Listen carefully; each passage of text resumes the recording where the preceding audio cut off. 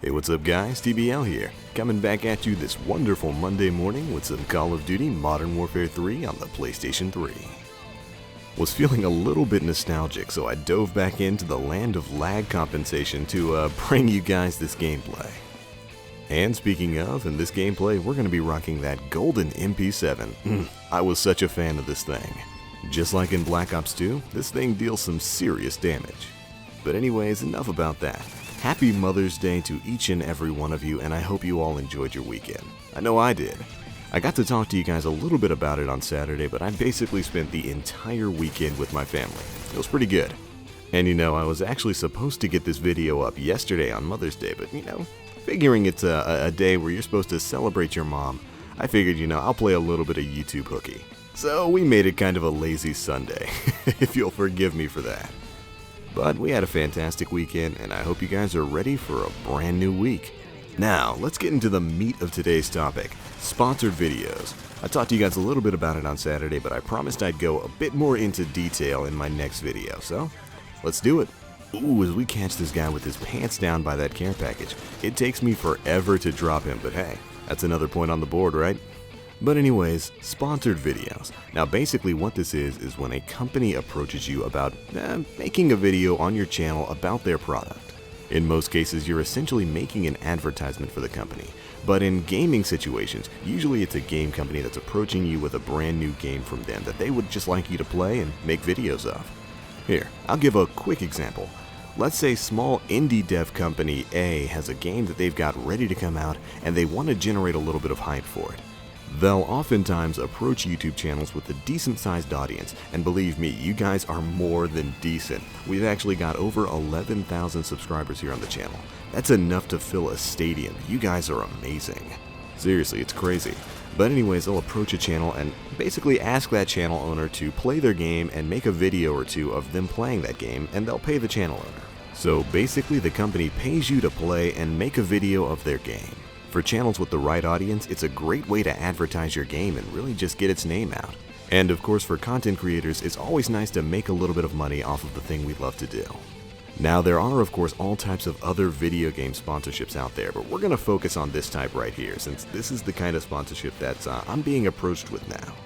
And you know, it certainly is an interesting concept. I'm not completely turned off to the idea, but I know how a lot of people feel about that sort of thing here on YouTube.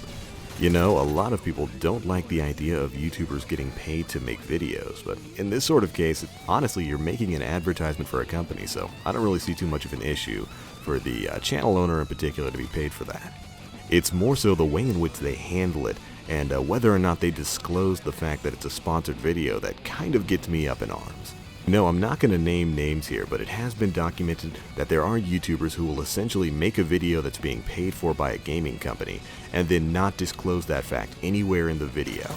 And that in and of itself is of course a major ethical violation, especially considering that your audience is going to be taking what you say in that video as your honest opinion. You know, I feel like if you're making a video where you're being paid to play a game, your audience has a right to know that. And ooh, nice little two-piece granting me that AH6 Overwatch. Can't wait to call that bad boy in. But anyways, your audience needs to know if you're rocking a sponsored vid, so that they know to take the opinions therein with a tiny grain of salt. But beyond that, if you include the appropriate disclosure and let your audience know that it is a sponsored video, I don't see anything wrong with it. And that's kind of where we find ourselves today. I have gotten a few offers from a few different companies. I haven't accepted any of them yet because I wanted to discuss it with you guys first. And whew, that's one of the few good things about lockdown. Buildings block predators.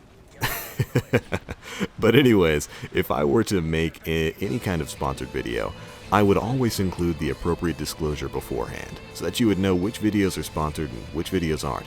Even something as simple as, this video is sponsored in part by such and such or whatever company you want to fit into that time slot. And in terms of ethical disclosure, it really would be as simple as that. But anyways, there we go. That's how I feel about sponsored vids. The too long didn't read version is, I think they're fine as long as you disclose beforehand that the video that your audience is about to watch is sponsored. I think they can be a great way to show off a new game or product, and they serve as a nice additional source of revenue for a YouTube channel creator. Now, those are of course my opinions, and you probably have some of your own, so love it or hate it, let me know how you feel about this entire subject in the comment section below. Can't wait to read you guys' thoughts on the subject. And hey, hypothetically speaking here, if I could get Bungie or Activision or Nintendo or any of those big gaming companies to send me products to make videos for, I'd be down with that in a heartbeat. Oh please, right? Man, those companies probably don't have a clue who I am.